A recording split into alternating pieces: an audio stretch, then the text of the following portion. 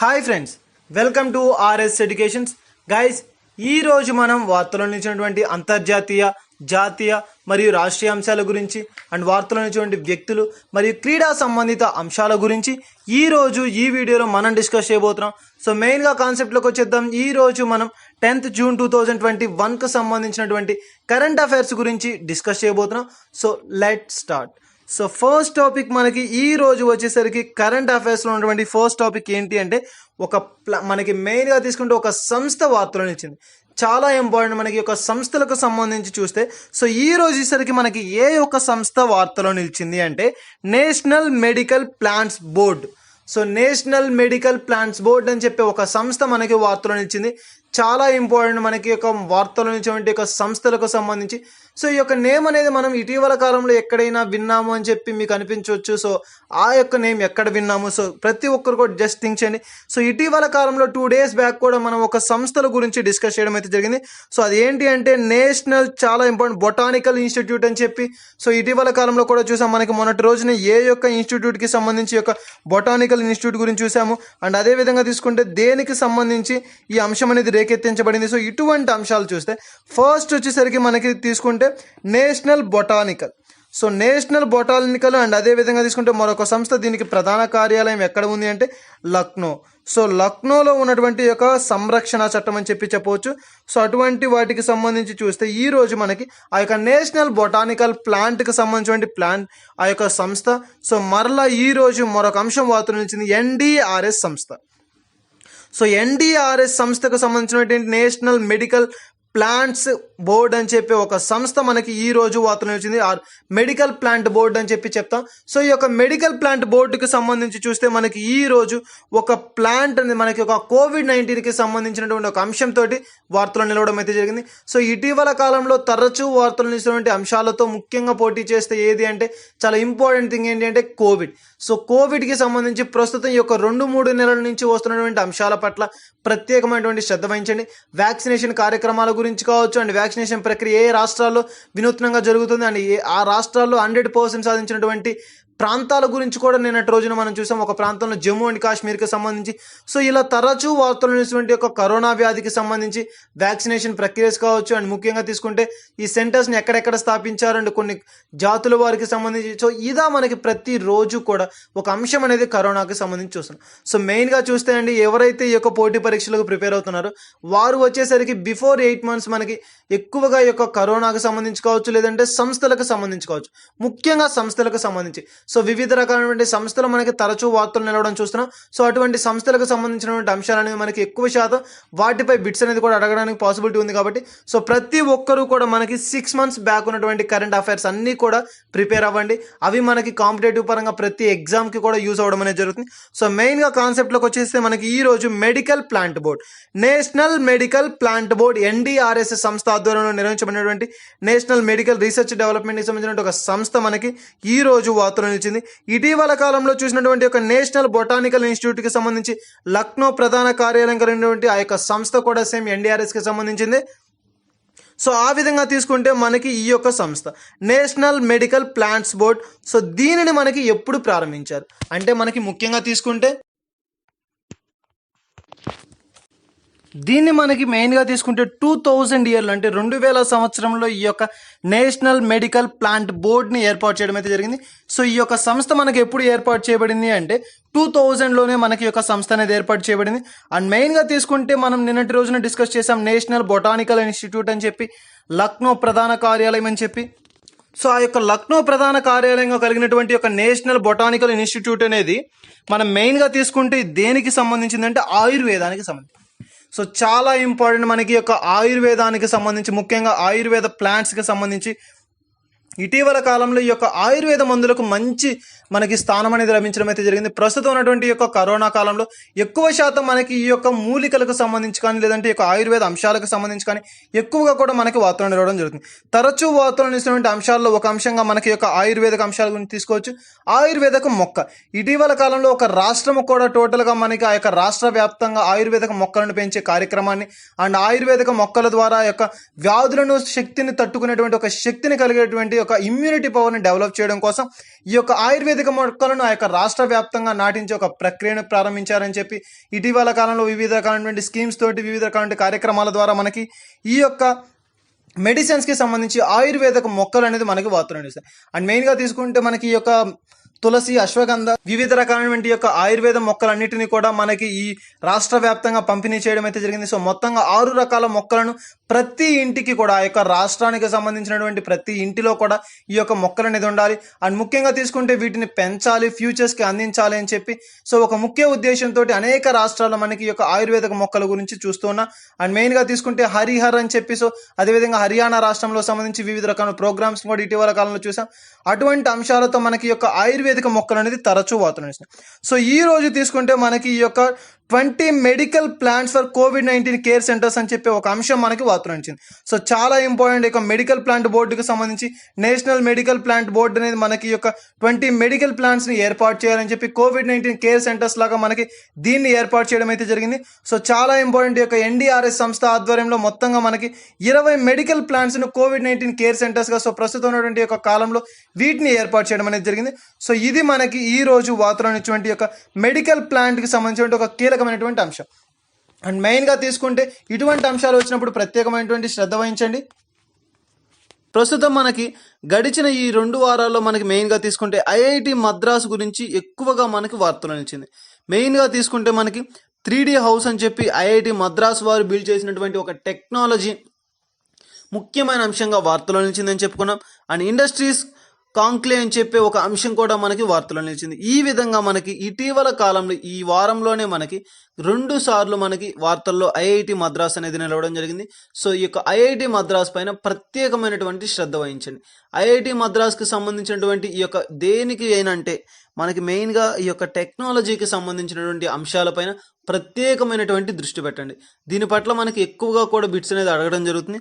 So పోటీ పరీక్షలకు సిద్ధమవుతున్న వారు ఇటు యొక్క IIT మద్రాస్ కావచ్చు ఇటువంటి వాటి పట్ల ఎక్కువగా శ్రద్ధ వహించండి.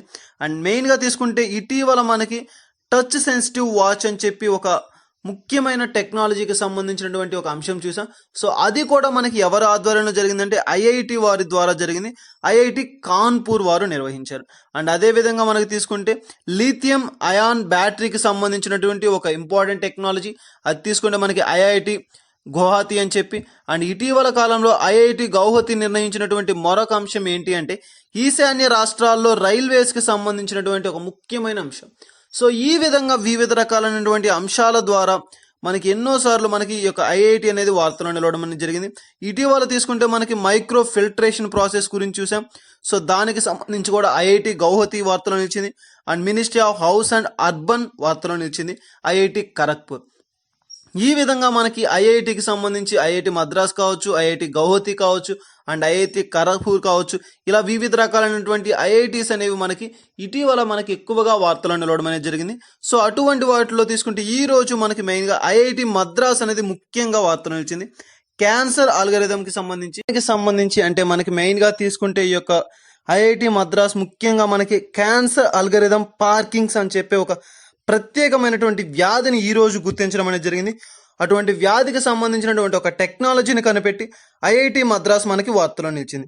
మెయిన్గా తీసుకుంటే మసాచుసెట్స్ యూనివర్సిటీ అండ్ మరొక అనుబంధ సంస్థ అయినటువంటి IIT వారితో కలిసి ఈ యొక్క సంస్థ 2 ఆధ్వర్యంలో అంటే ఈ 2టి అనుబంధ సంస్థగా దీనిని కనుగొనడం అనేది జరిగింది. మనకి మెయిన్గా క్యాన్సర్ అల్గరిథం పార్కింగ్స్ అని చెప్పే ఒక ప్రత్యేకమైనటువంటి వ్యాధి దేశంలోనే మొట్టమొదటిసారిగా ఈ యొక్క అనుబంధ సంస్థతో కలిసి దీనిని కనిపెట్టినటువంటిది ఏది అంటే మనకి తీసుకుంటే IIT మద్రాస్.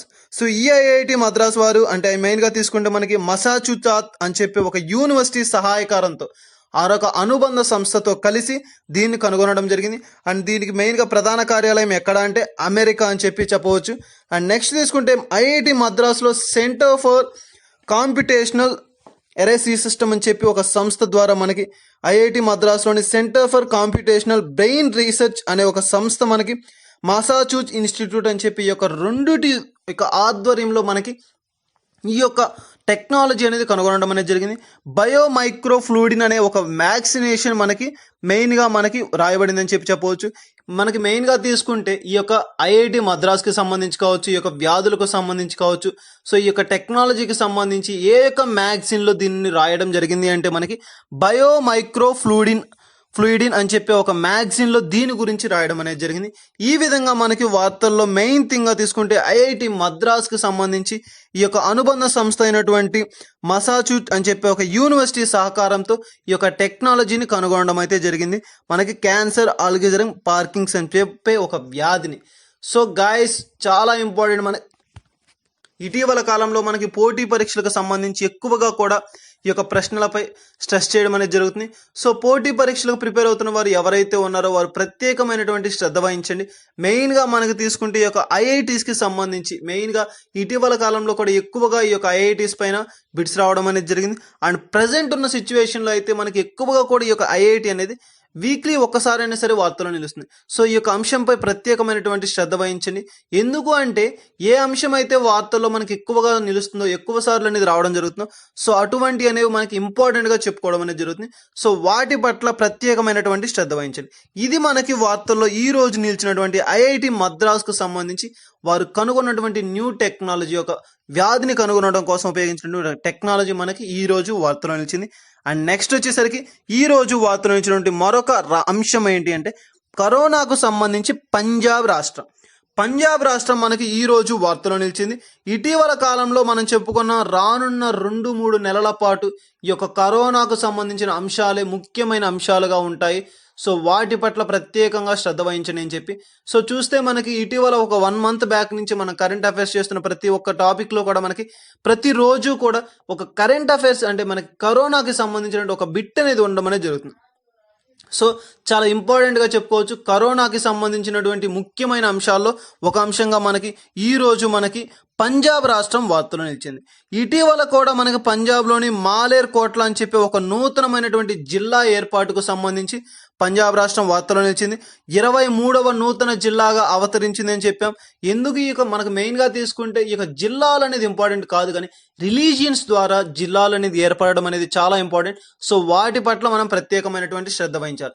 ముస్లింలు అనేవారు ఇస్లామిక్ మతం వారు తమకంటూ ఒక జిల్లా అనేది నూతనమైనటువంటి జిల్లా ఏర్పాటు చేయాలి అని చెప్పి అప్పుడు తీసుకురావడంతో సో దాని పట్ల ఒక నూతనమైనటువంటి జిల్లాను ఏర్పాటు చేశారు. ఆ జిల్లా ఏంటి అంటే మనకి మెయిన్గా తీసుకుంటే మాలేర్ కోట్ల అని చెప్పి ఒక నూతనమైన జిల్లా పంజాబ్లో 23వ జిల్లాగా అవతరించింది. సో దాని గురించి చూసాం. అండ్ అదేవిధంగా స్మార్ట్ కనెక్టింగ్ సిస్టమ్ అని చెప్పి ఒక అంశం కూడా మనకి వార్తలో నిలిచింది. అలాగే ఇటీవల కాలంలో సోనూ సూద్ గారికి సంబంధించి సోనూ సూద్ గారిని పంజాబ్ రాష్ట్ర ఐకాన్ అని చెప్పి అంటారు. అండ్ బట్ ప్రజెంట్ నవ్వు వచ్చేసరికి ఆయనను ఇండియన్ ఐకాన్ అని చెప్పి పిలవడం అనేది జరిగింది. చాలా ఇంపార్టెంట్ బిట్. ఆయన చేసిన సేవలకు గాను, సొసైటీలో ఆయన అందించినటువంటి గొప్ప వ్యక్తిత్వం, ఆయన యొక్క విలువలకు గాను, ఆ యొక్క వ్యక్తిత్వం కలిగినటువంటి వ్యక్తిని ఈ రోజు మనం ఇండియన్ ఐకాన్గా కూడా చెప్పుకోవడం అనేది జరిగింది. సో ఈ విధంగా మనకి సోనూ సూద్ గారికి సంబంధించి కావచ్చు. అండ్ అదే విధంగా మనకి ఈ రోజు మెయిన్గా తీసుకుంటే మనకి పంజాబ్ రాష్ట్రం వార్తలో నిలవడానికి గల ముఖ్యమైన కారణం ఏంటి, ఆ యొక్క కార్యక్రమం ఏంటి అంటే కరోనా ముక్త్ పిండ్ అభియాన్ అని చెప్పే ఒక కార్యక్రమం ద్వారా ఈ రోజు మనకి వార్తలో నిలిచింది పంజాబ్ రాష్ట్రం. పంజాబ్లోని గ్రామంలో కరోనా నియంత్రణ కొరకు చేపట్టినటువంటి ఒక చట్టబద్ధమైనటువంటి నియామక ప్రక్రియలే మనకి ఈ యొక్క కరోనా ముక్త్ పిండ్ అభియాన్ అని చెప్పే ఒక కార్యక్రమం. పంజాబ్లోని గ్రామంలో ఎవరైతే కరోనా బారిన పడి ఉన్నారో సో అటువంటి వారికి కావాల్సిన అవసరాలు అంటే ఆ యొక్క కిట్స్ కావచ్చు, మెడిసిన్స్ కావచ్చు, సో వీటన్నిటిని కూడా వారి ఇంటి యొద్దకు చేర్చేటువంటి ఒక ముఖ్యమైన అంశంతో, ఒక ముఖ్యమైనటువంటి కార్యక్రమంతో చేర్చబడింది మనకి ఈ యొక్క పంజాబ్ రాష్ట్రం నిర్వహించినటువంటి కరోనా ముక్త్ పిండ్ అభియాన్ అని చెప్పే ఒక కార్యక్రమం. చాలా ఇంపార్టెంట్. ఇటీవల కాలంలో మనకి రాష్ట్రాలకు సంబంధించి ఈ యొక్క ఏ రాష్ట్రాలు కరోనా వ్యాధికి సంబంధించి వార్తలు నిలుస్తున్నాయి అండ్ ఏ అంశాల పట్ల అండ్ ఏ విధమైనటువంటి అంశాలతో ఈ వార్తలు ఉండడం, సో ఇటువంటి వాటిపైన ప్రత్యేకమైనటువంటి శ్రద్ధ వహించండి. ఎందుకోసం అంటే మనకి మెయిన్గా ఈ యొక్క కరోనా సమయంలో ఈ కరోనా వ్యాధికి సంబంధించిన వ్యాక్సినేషన్స్ కావచ్చు అండ్ మెడిసిన్స్ కావచ్చు, ప్రస్తుతం ఎంతవరకు దాని యొక్క ప్రక్రియ అనేది పూర్తయింది, ఇటువంటి వాటిలో ప్రత్యేకమైనటువంటి శ్రద్ధ వహించండి. అలా తీసుకుంటే మనకి ఈరోజు పంజాబ్ రాష్ట్రం ఒక నూతనమైనటువంటి కార్యక్రమాన్ని చేపట్టి ఈరోజు మనకి ముఖ్యమైన అంశంగా వార్తలు నిలిచింది. అదేంటి అంటే మనం చెప్పుకున్నాం ఇప్పటి వరకు కరోనా ముక్త్ పిండ్ అభియాన్. దాని యొక్క అర్థం ఏంటి అంటే గ్రామాలలో ఉన్నటువంటి ఎవరైతే కరోనా బారిన పడి ఉన్నారో ఆ యొక్క వ్యాధిగ్రస్తులకు వారికి కావలసిన అవసరాలు, నిత్యావసరాలు కావచ్చు, వారికి కావాల్సిన మెడిసిన్స్ కావచ్చు, వారి ఇంటి వద్దకే అందించే ప్రక్రియనే మనం ఈ యొక్క కరోనా ముక్త్ పిండ్ అభియాన్ అని చెప్తాం. సో ఇది మనకి పంజాబ్ రాష్ట్రానికి సంబంధించినటువంటి కార్యక్రమం ఈ రోజు మనకి వార్తలు వచ్చింది. అండ్ అది నెక్స్ట్ వచ్చేసరికి ఈరోజు మరొక రాష్ట్రం కూడా ఇటువంటిదే మరొక రాష్ట్రం కూడా మనకి వార్తలో నిలిచింది. అదేంటి అంటే గుజరాత్ రాష్ట్రం. గుజరాత్ రాష్ట్రం కూడా వార్తలో నిలిచింది. మనకి my village corona free village అని చెప్పే ఒక అంశంతో వార్తలో నిలిచింది. ఈ రోజు మనకి గుజరాత్ రాష్ట్రానికి సంబంధించినటువంటి మరుగాన్ కరోనా ముక్త్ గ్రామ్ కంపైన్ అని చెప్పి ఒక అంశం. అదే మనకి ఇంగ్లీష్లో వచ్చేసరికి my village corona free village అని చెప్పి ఒక కార్యక్రమంతో ఒక క్యాంపైన్ తోటి మనకి గుజరాత్ రాష్ట్రం కూడా వార్తలు వచ్చింది.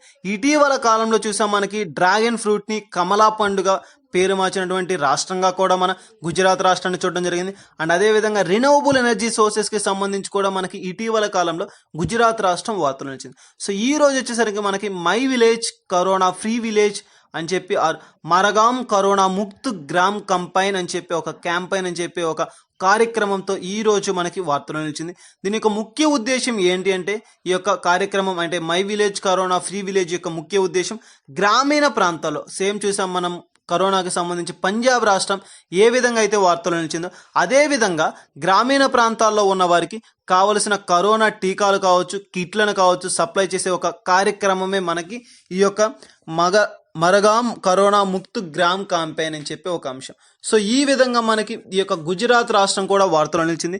సో ప్రత్యేకంగా చూస్తే మనం రాష్ట్రాలకు వచ్చినటువంటి ఈ యొక్క అంశాలకు సంబంధించి ప్రత్యేకంగా చూడాలి. సో వాటి పట్ల కూడా ఒక ప్రత్యేకమైనటువంటి శ్రద్ధ వహించండి.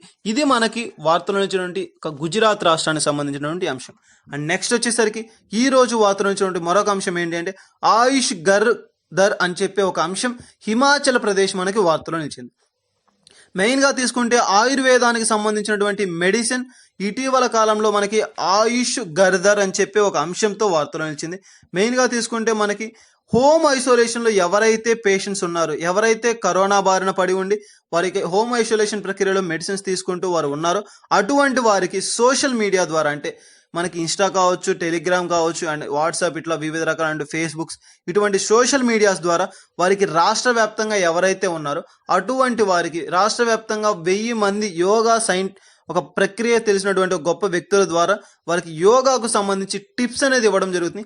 ఏ విధంగా ఈ కరోనా బారిన పడాలి, ఎటువంటి మనస్థైర్యాన్ని కలిగి ఉండాలి, ఏ విధంగా దాన్ని డెవలప్ చేసుకోవాలి, ఇటువంటి వాటిపైన ఈ యొక్క యోగా వారు అవగాహన సదస్సు లాంటివి నిర్వహించడం జరుగుతుంది ఉచితంగా. సో అటువంటి కార్యక్రమాలను కేవలం ఎవరైతే ఆ ప్రభుత్వం ద్వారా కరోనా పేషెంట్స్ ఎవరైతే లాగిన్ అయి ఉన్నారో అటువంటి వారికి దీన్ని అందించడం అనేది జరుగుతుంది. దీనికి ముఖ్య ఉద్దేశంతో దీన్ని ఏర్పాటు చేయడం అనేది జరిగింది. హోమ్ ఐసోలేషన్లో ఉన్న వారికి మాత్రమే ఇటీవల యోగాకు సంబంధించి కూడా మనకి వార్తలు నిలిచాయి. మెయిన్గా తీసుకుంటే తమిళనాడులోని ఇషా ఫౌండేషన్ జైల్లో ఎవరైతే ఉన్నారో వారి ఆ ఖైదీలకు కూడా యోగా యొక్క శిక్షణను అందించడం జరుగుతుంది. ఎందుకోసం అంటే జైల్లో ఉండేటువంటి ఆ ఖైదీలకు కూడా వారి యొక్క స్వేచ్ఛా హక్కులు అనేవి మన రాజ్యాంగంలో పొందుపరిచారు. ఆర్టికల్ 22 ద్వారా వారికి వివిధ రకాలైనటువంటి హక్కులు ఉన్నాయి కాబట్టి సో ఆ హక్కులను పరిరక్షించేటువంటి ముఖ్య కార్యక్రమమే మనకి మెయిన్గా తీసుకుంటాం. సో అటువంటి కాలంలో మనకి ఈ విధంగా వీరు ఈ యొక్క జైల్లో ఉండే అధికారులకు కావచ్చు, జైల్లో ఉండే ఖైదీలకు కూడా ఇషా ఫౌండేషన్ అని చెప్పి ఒక అంశం మనకి ఇటీవల వార్తలో నిలిచింది తమిళనాడు రాష్ట్రానికి సంబంధించి. సో ఆ విధంగా తీసుకుంటే ఈ రోజు మనకి ఆయుష్ గర్దర్ అని చెప్పి ఒక అంశం చెప్పాం హిమాచల్ ప్రదేశ్. ముఖ్య ఉద్దేశం ఏం చెప్పాము అంటే ఎవరైతే కరోనా వ్యాధిని పడి హోమ్ ఐసోలేషన్లో ఉన్నారో సో వారికి కావాల్సినటువంటి యోగాకు సంబంధించినటువంటి కార్యక్రమాలని, శిక్షణ అంశాలను ఉచితంగా సోషల్ మీడియా ద్వారా అందించేటువంటి ముఖ్య ఉద్దేశంతో ఏర్పాటు చేయబడింది మనకి ఈ ఆయుష్ గర్దర్ అని చెప్పే ఒక యోజనా పథకం. సో ఇది మనకి వార్తలు నిలిచినటువంటి హిమాచల్ రాష్ట్రానికి సంబంధించినటువంటి అంశం. అండ్ నెక్స్ట్ వచ్చేసరికి మహారాష్ట్ర. సో మరొక రాష్ట్రం కూడా ఈ రోజు మనకి వార్తలు నిలిచింది. మహారాష్ట్రలోని పూణే దేశంలోనే మొట్టమొదటి ప్రాంతంగా వార్తలు నిలిచింది. మనకి దేనికి అంటే అగ్రికల్చర్ ఎక్స్పోర్ట్ ఫెసిలిటేషన్స్ చాలా important. Agriculture export facilitation centre అని చెప్పి వ్యవసాయానికి సహాయంగా ఉండే ఒక కేంద్రం మనకి వార్తలు నిలిచింది. అది కూడా ఏంటి అంటే పూణేలో ఉన్నటువంటి MCCIA అని చెప్పి Maharashtra chamber of commerce and industry. చాలా ఇంపార్టెంట్ మనకి మహారాష్ట్ర కాదు, Maharashtra chamber of commerce and industry MCCIA అని చెప్పే ఒక ముఖ్యమైన ఒక సంస్థ మనకి ఈ రోజు ఈ విధంగా వార్తలు నిలిచింది.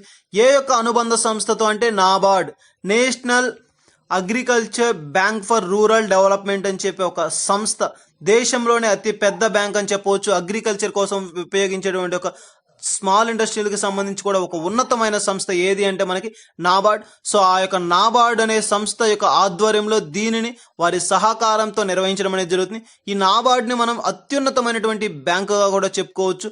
బ్యాంకులకే బ్యాంకరు ఆర్బీఐ తర్వాత ఉన్నటువంటి ఉన్నతమైన బ్యాంక్ వచ్చేసరికి మనకి నాబార్డ్ అని చెప్పవచ్చు. దీన్ని ఎప్పుడు ప్రారంభించారు అంటే మనకి 1982వ సంవత్సరంలో శివరామన్ కమిటీ సిఫారసు మేరకు దీనిని ప్రారంభించడం అయితే జరిగింది. సో ఈ విధంగా ఈ రెండు అనుబంధాల సంస్థల సహకారంతో ఈ మహారాష్ట్ర ప్రభుత్వం పూణే దేశంలోనే మొట్టమొదటిసారిగా వార్తలు నిలిచినటువంటి అంశంగా తీసుకుంటాం అగ్రికల్చర్ ఎక్స్పోర్ట్ ఫెసిలిటేషన్ సెంటర్. దీని యొక్క ముఖ్య ఉద్దేశం ఏంటి అంటే వ్యవసాయ ఉత్పత్తులను కావచ్చు, పండ్లు, కూరగాయలు, కాయగారులు వీటన్నిటిని కూడా ఉన్న దేశంలో ఉన్నటువంటి ప్రతి చోటకి కూడా ఎక్స్పోర్ట్ చేయడం చేసే ఒక ముఖ్య ఉద్దేశంతో ఏర్పాటు చేసిందే ఈ యొక్క మహారాష్ట్రలో పూణే దేశంలోనే మొట్టమొదటి అంశం అని ఎందుకన్నామంటే దేశంలోనే మొట్టమొదటిసారిగా ఇటువంటి వినూత్న కార్యక్రమాన్ని చేపట్టినటువంటి రాష్ట్రంగా మనకి మహారాష్ట్ర ప్రభుత్వం పూణే అనేది ఉండడం అనేది జరుగుతుంది. సో ఇది మనకి వార్తలు ఇచ్చినటువంటి పూణేకి సంబంధించినటువంటి అంశం. అండ్ నెక్స్ట్ వచ్చేసరికి ఈరోజు వార్తలు ఇచ్చినటువంటి మరొక అంశం ఏది అంటే ఒక ఇండెక్స్ అనేది మనకి ఈరోజు వార్తలో నిలిచింది. ఏ విధంగా మనకి ఒక సర్వే అనేది వార్తలో నిలిచింది అంటే మనకి మెయిన్గా తీసుకుంటే ప్రస్తుతం ఉన్నటువంటి కరోనా కాలంలో మనకి ఆరోగ్యం అని చెప్పాం. సో అందరూ అంటూ ఉంటారు ఆరోగ్యమే మహాభాగ్యం అని చెప్పి. సో అటువంటి భారతదేశానికి సంబంధించినటువంటి హెల్త్ కేర్ స్టేట్స్లో టాప్ 3 స్టేట్స్లో ఉన్నవి ఏవి అండ్ ఏ విధంగా మన యొక్క కరోనా కాలంలో వాటిని ఎదుర్కొన్నాయి, అటువంటి ప్రభావితమైనటువంటి స్టేట్స్ ఏవి మన దేశంలో అని చెప్పి చూడడం అనేది జరిగింది. సో ఆ యొక్క సర్వే ద్వారా వారు దాన్ని వెల్లడించడం అయితే జరిగింది. ఆ సర్వే చేసిన సంస్థ ఏది అంటే housing.com అని చెప్పి ఒక ఇంపార్టెంట్ థింగ్ మనకి మెట్రోపాలిటన్ సిటీస్లో యొక్క సర్వే చేయడం అనేది జరిగింది. చాలా ఇంపార్టెంట్ బిట్. మెట్రోపాలిటన్ నగరాల్లో చేసినటువంటి సర్వే ఏది అంటే మనకి ఈ యొక్క హెల్త్ కేర్ అని చెప్పి ఒక ఇండియన్ హెల్త్ కేర్ అని చెప్పి ఒక వ్యవస్థకు సంబంధించింది అండ్ చేసిన సంస్థ ఏదంటే housing.com అని చెప్పవచ్చు.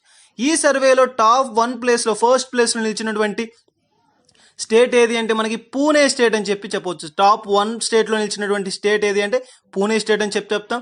అండ్ మెయిన్గా తీసుకుంటే మనకి టాప్ 3 ప్లేసెస్లో ఉన్నటువంటి మనకి యొక్క ప్రాంతాలు ఏవి అంటే first place Pune and second place Ahmedabad, third place Bengaluru అని చెప్పవచ్చు. మెయిన్గా మనకి ఈ విధంగా వీరు దీనిని పరిగణలోకి తీసుకోవడానికి ఏ అంశాలను మెయిన్గా తీసుకున్నారు అంటే ఆ యొక్క సర్వే చేసింది ఎవరు అంటే state of Indian health care and Indian health states అని చెప్పి ఒక ఇంపార్టెంట్ సర్వే సంస్థ. ఏ యొక్క అనుబంధ సంస్థతో అంటే housing.com అని చెప్పే సంస్థ. వీరు దేనిని పరిగణలోకి తీసుకుని యొక్క టాప్ 3 ప్లేసెస్ని నిర్ణయించారు అంటే మనకి ప్రస్తుతం హాస్పిటల్లో ఉన్నటువంటి వ్యవస్థ అండ్ ఏ విధంగా మనకి వర్క్ చేస్తున్నారు, ప్రస్తుతం మనకు ఉన్నటువంటి ఇబ్బందికరమైన ఈ కరోనా కాలంలో ఏవి అవసరం అంటే పడకలు. సో బెడ్స్ అనేది ఇంపార్టెంట్. సో అటువంటి హాస్పిటల్స్లో ఉన్నటువంటి బెడ్స్కి సంబంధించినటువంటి ఒక వ్యవస్థ గురించి కావచ్చు అండ్ ఈజీ ఆఫ్ లివింగ్, నీటి నాణ్యత గురించి అండ్ స్థానిక సంస్థల పనితీరు గురించి. సో ఒక స్టేట్లో ఇటువంటి అవసరమైనటువంటి యొక్క నిబంధనల మేరకు ఈ అంశాలను పరిగణలోకి తీసుకొని అది ప్రస్తుతం ఏ విధమైనటువంటి స్టేట్లో ఏ యొక్క కండిషన్లో ఉంది, ఏ విధంగా దాని యొక్క పరిగణలోకి తీసుకున్నారు అండ్ ఎటువంటి సిచ్యువేషన్లో ఉన్నారని చెప్పి సో దీని ద్వారా వెల్లడించడం అనేది జరిగింది. మన యొక్క housing.com అని చెప్పి ఒక సంస్థ మెట్రోపాలిటన్ సిటీస్లో చేసినటువంటి సర్వే ప్రకారం వెల్లడించింది. మెయిన్గా టాప్ 3 ప్లేసెస్లో ఉన్న దేశాలు మన యొక్క ఆ యొక్క ప్రాంతాలు ఏవి అంటే పూణే, అహ్మదాబాద్, బెంగళూరు అని చెప్పవచ్చు. మెయిన్గా తీసుకుంటే దీని యొక్క ముఖ్యమైన అంశం ఫర్ హెల్త్ ఇన్ఫ్రాస్ట్రక్చర్కి సంబంధించి పూణే స్టేట్ అనేది మనకి ఈ రోజు వార్తలో నిలిచింది. మెయిన్గా తీసుకుంటే దీనికి సంబంధించిన ఒక ముఖ్యమైన అంశమే మనకి ఈ యొక్క పూణే రాష్ట్రంగా చెప్పుకోవచ్చు. అండ్ నెక్స్ట్ వచ్చేసరికి ఈ రోజు వార్తలో నిలిచినటువంటి మరొక అంశం ఏది అంటే మనకి UN రోడ్ సేఫ్టీ వీక్. మెయిన్గా మనకి యునైటెడ్ నేషన్ అని చెప్పాం. సో యునైటెడ్ నేషన్కి సంబంధించిన రోడ్ సేఫ్టీ అనేది ఒక ఇంపార్టెంట్ థింగ్ ఈ రోజు వార్తలో నిలిచింది. అది కూడా రోడ్ సేఫ్టీ వీక్ అని చెప్పవచ్చు. ఒక వీక్ అంటే 16 to 23 వరకు కూడా ఒక అవగాహన కార్యక్రమాన్ని చేపట్టడం అనేది జరిగింది. సో ప్రజలలో ఈ యొక్క రోడ్ సేఫ్టీకి సంబంధించి జరుగుతున్న ఈ యొక్క అక్రమాలకు సంబంధించి కావచ్చు లేదంటే ఈ యొక్క ప్రమాదాలకు సంబంధించి సో వారికంటూ ఒక అవగాహన కలిగించే ఒక అవగాహన సదస్సు ఆ కార్యక్రమం ఏర్పాటు చేసింది యునైటెడ్ నేషన్ అని చెప్పి రోడ్ సేఫ్టీ వీక్గా 16 to 23 వరకు ప్రకటించడం అయితే జరిగింది. ఈ కార్యక్రమాన్ని ఎవరి ఆధ్వర్యంలో నిర్వహిస్తున్నారంటే ఐక్యరాజ్య సమితి గారి యొక్క ఆధ్వర్యంలో ఉన్నటువంటి అనుబంధ సంస్థ అయినటువంటి WHO వరల్డ్ హెల్త్ ఆర్గనైజేషన్ అని చెప్పాం. దీని యొక్క ప్రధాన కార్యాలయం మనకి ఎక్కడ ఉంది అంటే జెనీవా. సో జెనీవాని ప్రధాన కార్యాలయంగా చెప్పుకుంటాం. మెయిన్గా తీసుకుంటే మనకి యునైటెడ్ నేషన్ యొక్క రోడ్ సేఫ్టీ వీక్ యొక్క ముఖ్యమైనటువంటి థీమ్ ఏంటంటే స్ట్రీట్స్ ఫర్ లైఫ్ అనేది దీని యొక్క ఇతివృత్తంగా మనం చెప్పుకోవచ్చు. ప్రస్తుతం మనకి ఈ యొక్క యుఎన్ రోడ్ సేఫ్టీ యొక్క ఇతివృత్తం ఏంటి అంటే స్ట్రీట్స్ ఫర్ లైఫ్. అండ్ మెయిన్గా మనకి దీని యొక్క ట్యాగ్ లైన్ చూసుకుంటే లవ్ 13 ఈజ్ అన్ మనకి ఈ యొక్క ట్యాగ్ లైన్గా చెప్పుకుంటాం. ప్రస్తుతం దీన్ని ఎవరి ఆధ్వర్యంలో నిర్వహిస్తున్నారంటే WHO ఆధ్వర్యంలో. ఎవరి సహాయ సహకారాలు అంటే ఐక్యరాజ్య సమితి సహాయ సహకారం అని చెప్పవచ్చు. వరల్డ్ హెల్త్ ఆర్గనైజేషన్ అని చెప్తాం. మనకి ఐక్యరాజ్య సమితి అంటే నేమ్లోనే మనకు ఉంది ఐక్యరాజ్యత అంటే అందరూ ఐక్యంగా మనకి మెయిన్గా తీసుకుంటే ఒక స్ట్రెంగ్త్ యూనిటీ అనే చెప్పే ఒక సంస్థ, శాంతికి చిహ్నమైనటువంటి శాంతిని కోరుకున్నటువంటి ఒక సమితి, ఆ యొక్క సంఘం ఏది అంటే మనకి ఐక్యరాజ్య సమితి. సో దాని యొక్క ఆధ్వర్యంలో నిర్వహించబడుతున్నటువంటి ఈ కార్యక్రమానికి ముఖ్యమైనటువంటి అనుబంధ సంస్థ ఏది అంటే వరల్డ్ హెల్త్ ఆర్గనైజేషన్. దీని యొక్క ప్రధాన కార్యాలయం మనకి ఎక్కడ ఉంది అంటే జెనీవాలో ఉన్నటువంటి ఈ యొక్క ప్రధాన కార్యాలయం అనేది మనకి దీన్ని తీసుకోవడం అనేది జరుగుతుంది. ఈ విధంగా మనకి మెయిన్గా తీసుకుంటే వరల్డ్ హెల్త్ ఆర్గనైజేషన్ యొక్క ఆధ్వర్యంలో యునైటెడ్ నేషనల్స్ రోడ్ సేఫ్టీ అనే ఒక కార్యక్రమం అనేది చేపట్టి ప్రజలను వినూత్నవంతులుగా చేయాలని చెప్పే ఉద్దేశంతో దీన్ని ప్రారంభించడం అయితే జరిగింది. ఇది మనకి వార్తలు వచ్చినటువంటి ముఖ్యమైన అంశాల్లో మరొకటి. అండ్ నెక్స్ట్ వచ్చేసరికి ఈ రోజు వార్తలు వచ్చినటువంటి మరొక అంశం ఏది అంటే WHO అండ్ ILO చేసిన ఒక సర్వే. చాలా ఇంపార్టెంట్. మనకి ఇటీవల కాలంలో మనకి ఈ ఇండెక్స్లు కావచ్చు, ఈ సర్వేలు కావచ్చు, ఎక్కువగా కూడా వార్తలు నిలవడం అనేది జరిగింది. సో వాటి పట్ల కూడా ప్రత్యేకమైనటువంటి శ్రద్ధ వహించండి. మనకి మెయిన్గా తీసుకుంటే WHO అంటే వరల్డ్ హెల్త్ ఆర్గనైజేషన్, దాని యొక్క అనుబంధ సంస్థ అయినటువంటి ILOతో దీని యొక్క కార్యక్రమాన్ని ప్రారంభించడం అయితే జరిగింది. ఈ సర్వే ఆరంభించారు. దీని యొక్క ప్రధాన కార్యాలయం ఎక్కడ ఉంది అంటే జెనీవా. వరల్డ్ హెల్త్ ఆర్గనైజేషన్ కానీ అండ్ ILO యొక్క ప్రధాన కార్యాలయం ఎక్కడ ఉన్నాయంటే జెనీవా అని చెప్పవచ్చు. ఐక్యరాజ్య సమితి అనుబంధ సంస్థలుగా ఈ రెండింటిని కూడా చెప్పవచ్చు. చాలా ఇంపార్టెంట్. మనకి ఇటీవల కాలంలో నిర్వహించిన సర్వేలో 2 అనుబంధ సంస్థలు ఏ యొక్క సమితికి అంటే ఐక్యరాజ్య సమితికి ఆధ్వర్యంలో నిర్వహించిన 2 సంస్థలు ఏవి అంటే మనకి WHO and ILO. World health organization and ILO దీని యొక్క ప్రధాన కార్యాలయాలు ఎక్కడ ఉన్నాయంటే జెనీవా అని చెప్పవచ్చు. మెయిన్గా తీసుకుంటే వీరు చేసినటువంటి యొక్క సర్వే ఆధారంగా నిర్వహించినటువంటి ఒక ముఖ్యమైన అంశం అండ్ వీరు వెల్లడించింది ఏంటి అంటే పని గంటలు. ఎవరైతే పని గంటలు పెంచడం ద్వారా శారీరక ఒత్తిడి అనేది పెరగడం ద్వారా అనేక అనారోగ్య కారణాలు వస్తున్నాయని చెప్పి ఇటీవల ఈ యొక్క సర్వే ద్వారా వెల్లడించడం అయితే జరిగింది. ప్రస్తుతం ఉన్నటువంటి ఈ యొక్క కాలంలో మనకి ఈ యొక్క పని గంటలు అనేది పెరగడం వల్ల వారి యొక్క వర్క్ స్ట్రెస్ అనేది ఇంక్రీజ్ అవ్వడం వల్ల ఆ యొక్క మానవులకు గుండెపోట్లు అనేది రావడం అనేది జరుగుతుంది. ఎక్కువగా కూడా బ్లడ్ ప్రెషర్ అనేది ఇంక్రీజ్ అయ్యి గుండెపోటులకు కారణమవుతుంది. ప్రస్తుతం ఉన్నటువంటి ఈ యొక్క సొసైటీలో మనకి 54 గంటలు ప్రపంచవ్యాప్తంగా తీసుకుంటే మనకి 54 గంటలు వర్కింగ్ అవర్స్ అనేది ఒక రోజుకి అనేది ఉండడం అనేది జరుగుతుంది. సో చాలా కష్టతరమైనటువంటి అంశంగా తీసుకుంటే అండ్ చాలా ప్రమాదకరమైనటువంటి అంశంగా ఈ సర్వే అనేది వెల్లడించడం జరిగింది. సో అటువంటి పని గంటల ద్వారా ఈ యొక్క పని గంటల వలన వర్క్ ప్రెషర్ వలన వారి యొక్క శారీరక స్థితి అనేది డబల్ అయిపోయి వారి యొక్క బ్లడ్ ప్రెషర్ అనేది ఇంక్రీజ్ అయిపోయి గుండెపోటుకు కారణమై వారు మరణించడం అనేది జరుగుతుంది.